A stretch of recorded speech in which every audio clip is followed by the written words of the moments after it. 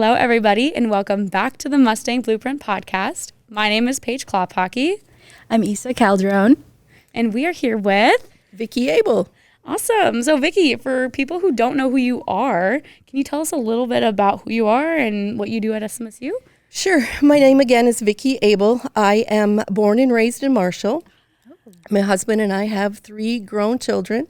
I have 2 grandchildren. When I'm not working at SMSU, I love to travel, especially to warm places, and I love to garden in the spring. So my role at SMSU is the coordinator of accessibility services. I've been here for about 3 years. What led you to work at the accessibility services? Sure, that's a great question. My professional career has been kind of interesting road. My background is in social work, so I spent a good portion of my career working with kids with mental health disabilities in treatment foster care. Then I came to SMSU and I did my master's in education, and I got hired at Avera Marshall to be the director of education at the hospital. And then about 3 years ago, through a structural reorganization at Avera Marshall, they eliminated my position. And I had the opportunity then to apply for and get the coordinator of accessibility services at SMSU. Awesome. That's so awesome. Wow. I didn't know any of that. Oh my goodness. So what exactly does accessibility services do at SMSU? Like, I always see it around, but I don't feel like I truly know, what is it that you guys do? Sure. So my role, I'm solo in my department, is to make sure that students at SMSU have equal access to learning. As defined by the ADA law, Americans with Disability Law, is the foundation of what I do. So making sure that students that have a documented disability have equal access to learning. So students with disabilities may be mental health disabilities, it might be physical disabilities, but it wouldn't matter. Nonetheless, they still have the equal access to the learning. When the students hear the accessibility services, what do you think they often, misunderstand about it? Yeah, that's a great question. I think in my tenure here, I've learned that there's a stigma in some respect related to accessibility services. Just before I started at SMSU, they changed the name of the department from disability services to accessibility services. I think that alone has opened the doors to for students to feel more confident to come in. But I do believe there's still the idea that if I don't have something wrong with me that somebody can notice, I wouldn't qualify for support. Oh, well, that goes right into our next kind of question is what does the process look like for someone who might need the accommodations, whether that be a physical accommodation or what you said, that mental? Yeah, so I have the opportunity to meet with students in high school and then kids that are students that are already at SMSU. And those students that come to me asking for accommodations, probably the first question is whether or not they've been used to support in some respect, either in high school, a 504 plan, or an IEP plan. And if that's the case, that documentation qualifies them immediately for support through accessibility services. For students that maybe didn't have an IEP or a 504 plan, we have a conversation about documentation from a medical provider that would identify and help me understand the depth of their disability and then how I'm going to be able to best help them. The law does say, though, that if the disability is evident, so for our students that are blind or in a wheelchair, we don't need any documentation for that, given that their disability is pretty visible. Once I get the documentation, I use the documentation to help create what we call an accommodation plan. It's a little bit different than an IEP or a 504 plan, but we create the accommodation plan based on the needs of the student. And then I work with the professors on campus to make sure that if they have questions or if they wonder how they're going to be able to implement those accommodations, we work through those things so that I become, in essence, a liaison between the students and the faculty to make sure that their accommodations that they have the right to have are being implemented accordingly. A couple of things about accommodation plans that are important. Students have the choice to use them or not use them. So some students, let's give an example, a student might really have a strong aptitude in math. So they don't need the extra time for testing. They don't need the quiet space for testing. They don't need extended time for assignments because they can rock math just fine. But their short suit is maybe English. So they're going to choose to use their accommodation plan when they're in English classes. So I like to tell our incoming students that they get to drive the ship. They get to decide when and if they use their accommodations, which again is a different format than what they'd be used to in high school. The other thing that's different is that we can make adjustments to an accommodation plan on the fly. So a student that might experience an unexpected illness, perhaps a family tragedy, and they need some extended time, we can build that into their plan just like right the same day, which again is different than what was in high school for them. That's awesome. I love how you can do that like on the fly. Yep. That's really awesome. I didn't know that. Yep. I also really love how that also ties in with our next question. Yeah. How does your office work with professors to the students? How does that support happen? Yeah, so I think in my 3 years here, there's been a great collaborative relationship between myself and the professors. I believe in my heart that professors want to do what's right and sometimes just need some guidance on what right looks like and what is a reasonable accommodation. And the ADA law defines a reasonable accommodation, and sometimes there are requests made for students that don't fall in that reasonable accommodation. An accommodation can't substantively change the course structure. So if there's 4 tests that need to be taken in a semester, the student can't request to just take 2 tests. They can maybe take the test in a quiet space or have extra time to take the test, or they could have somebody read the exam to them, but they can't not take the tests. So I work with professors to help them if they have questions and maybe help them understand the verbiage of the law so they are compliant. Awesome. So we kind of talked about like all the logistics and stuff like that, but now I personally know a lot of awesome people that do have accommodation. So like, could you share like a success story or a moment that like really stuck with you when you had to like help this student like just kind of get their bearings? Oh yes, I have a great one. So one of the other populations of students that I work with are the pregnant, parenting, and breastfeeding students. Mm-hmm. And last year I had a student come to me just really broken. She was just broken. She was living in an environment that was infested with bugs, and her child was sick, and there was flooding in her apartment, and she wasn't able to get to school because she was home taking care of her son, and she was struggling to communicate effectively with the landlord of where she was living. He wasn't listening to her, so I had the opportunity to just lock arms with her and say, this is not how students deserve to be treated, or this is not how students deserve to live. So I engaged with people in the city and the fire department and the inspectors in town, and we were able to, through a kind of a little strong-arming and just reminding our community what our students deserve, we were able to get her out of that living environment into a safe, clean place for her and her 10-year-old son, and she's thriving and will graduate this May. That's awesome. That's quite a beautiful story. So awesome. I love how like people in the community were able to help as well. Yeah. That's so awesome. And I mean, just that accommodation that you had for her, you reached out. How does that accommodation, overall just you feel changes that student's academic experience at SMSU? I don't think that she would have been able to survive much longer. She and her son were sleeping in a chair because of the flooding and the infestation of cockroaches and such. Mm-hmm. So I think it really saved her and allowed her to continue to be successful. I think on a broader scale, the role of accessibility services allows students to have like another tool in their toolbox.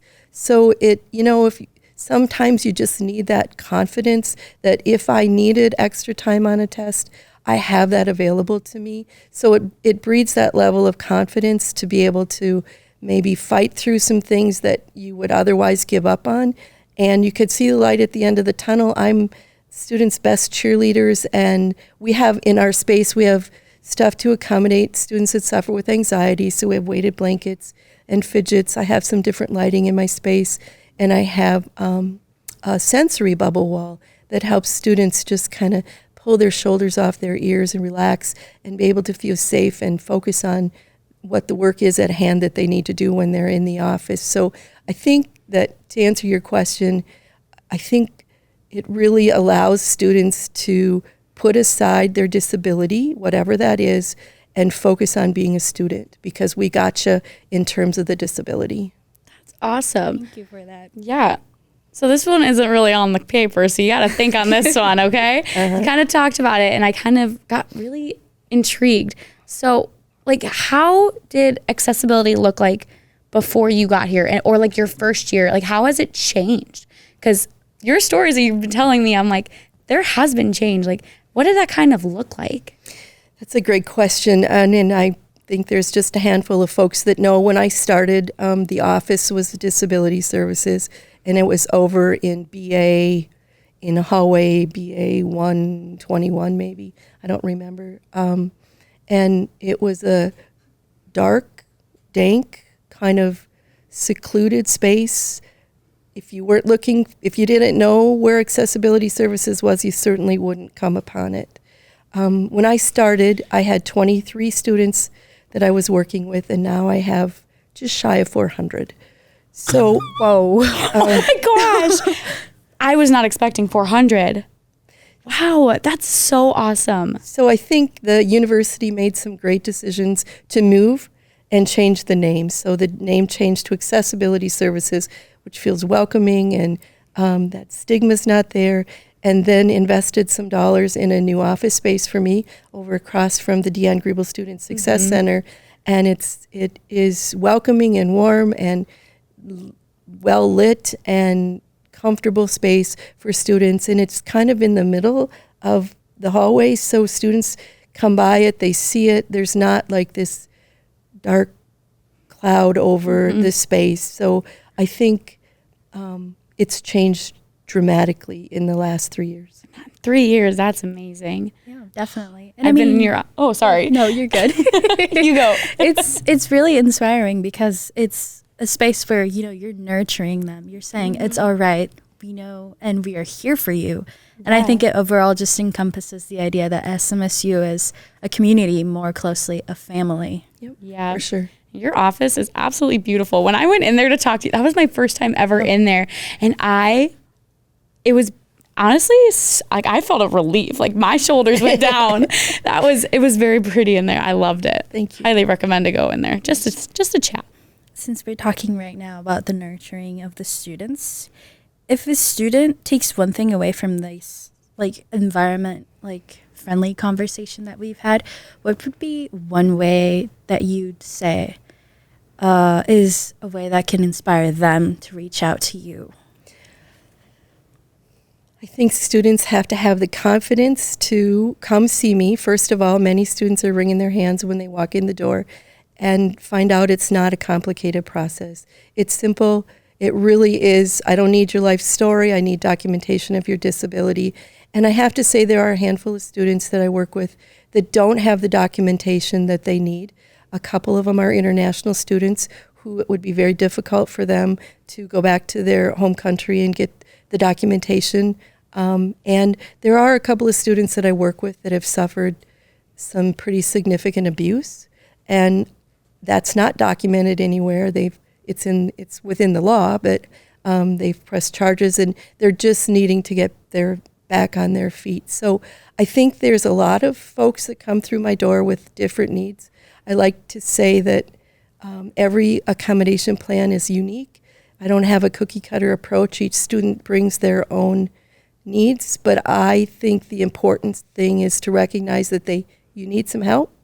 Even if it's short term, you need some help. Come on in, and we can in a pretty easy process, in a pretty short order, get the help you need in place. So we kind of talked a little bit earlier about how fast you can go on like just getting a plan right there and there. But when you're an incoming student, like a freshman student, they're coming into campus and they don't have like a very like obvious like physical problem, right? Mm-hmm. So how should they connect with accessibility services? Right away, like when classes start, or like when there's a problem?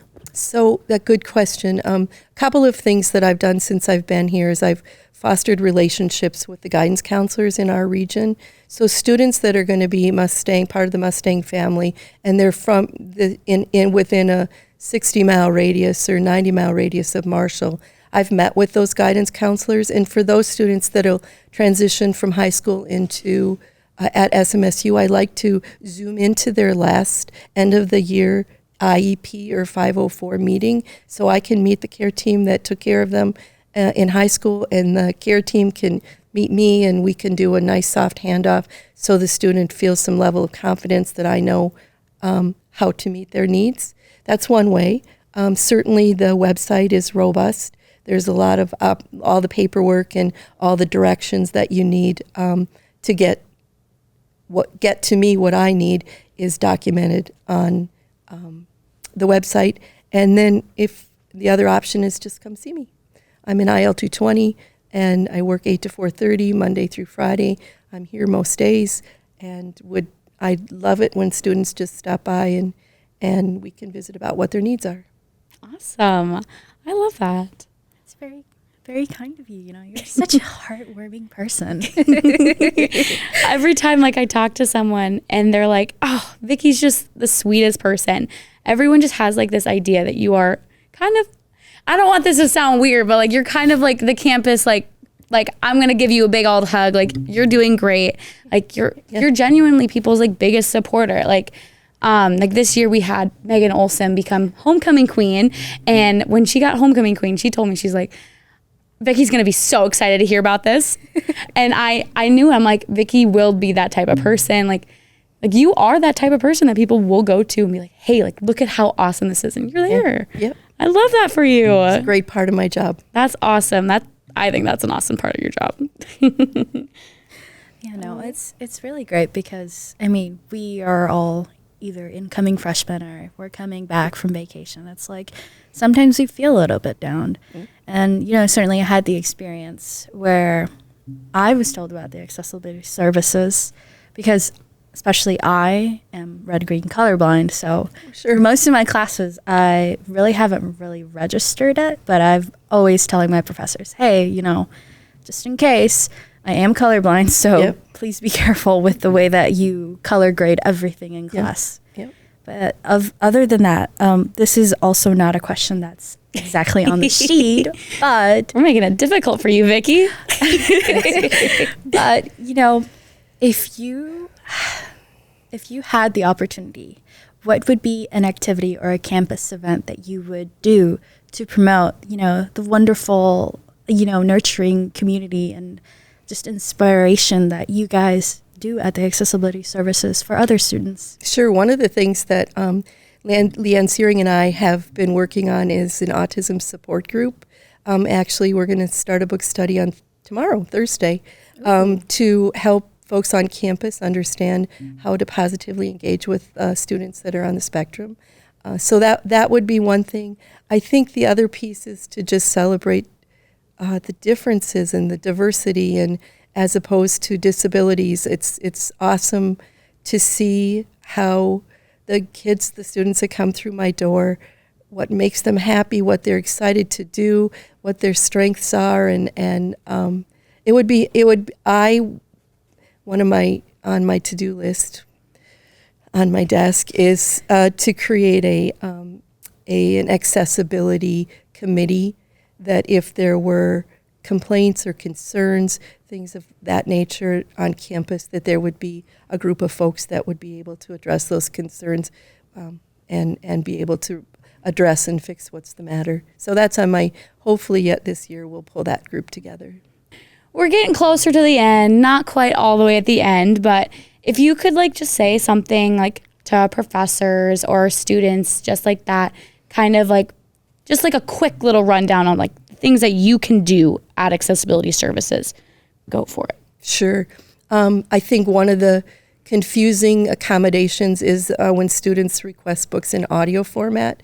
Oftentimes professors will think that's their accountability or their responsibility to figure it out, and it's not. It's mine. It's part of their accommodation plan. But I work with a couple of companies that I can get books in audio pretty simply for our students.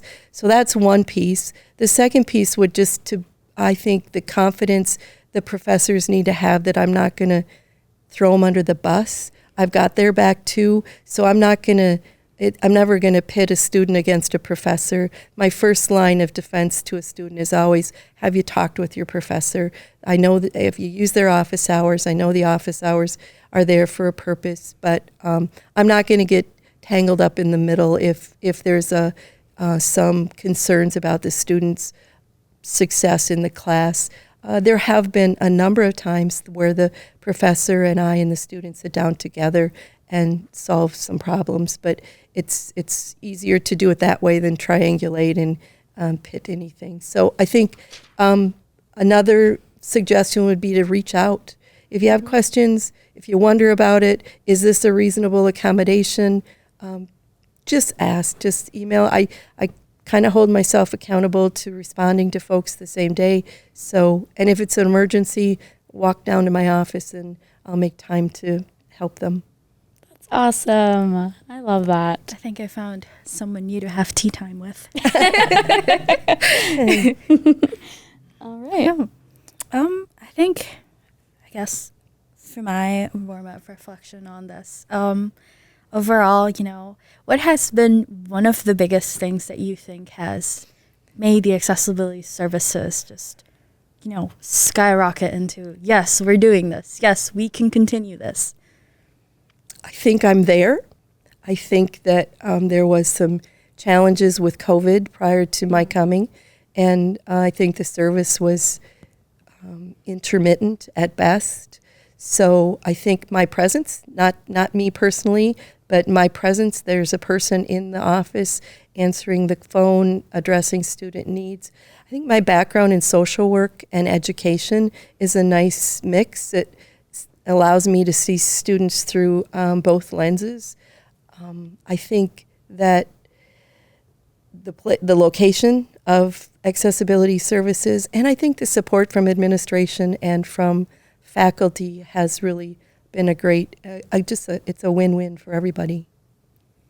Yeah, awesome. Well, is there anything that we didn't cover today that you think is really important and that any of our viewers or listeners should kind of like take note of? I think there's one more population of folks that I work with that we didn't talk about, and those are folks that need a temporary accommodation plan. So I work with concussed athletes athletes that have suffered some injury, or students that maybe have an extended illness, they have a family emergency, things that take students away from the focus of studying for a short window of time, maybe 2 or 3 weeks. We can put an accommodation plan in place for those circumstances and help the student get better or get through whatever it is that was in front of them and be able to focus on what they need to and get back to school without consequences. That's awesome. That's awesome. I love that. So heartwarming. Do you have any other questions there, Miss Isa? Not really, I think. All right. It's just really awesome to be here and talk with Vickie. Yes. And now, Vickie, just one more time, where can students go if they want to talk to you? Like, what's the building number, your email, not your social security number, obviously. Not going to go that far. IL 220, Individualized Learning, 220, second floor, across from the Deanne Griebel Student Success Center. Vickie, spelled VICKIE.ABEL at smsu.edu. Yeah, definitely reach out to Vickie. Such a sweetheart. Well, I can personally say I loved having you on today. I bet Isa could probably agree. You'll probably get an email on me saying, so can you do tea time at 5? All right. Well, perfect. Anything else? No, thanks for having me. Awesome. Well, perfect. It was nice having you. Yeah. All right. Well, thank you for joining us for the Mustang Blueprint. We'll see you next time.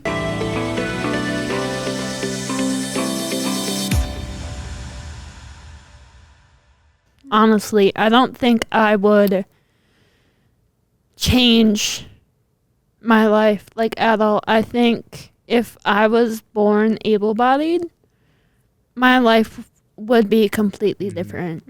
Honestly, I wouldn't be the same person that I am at all.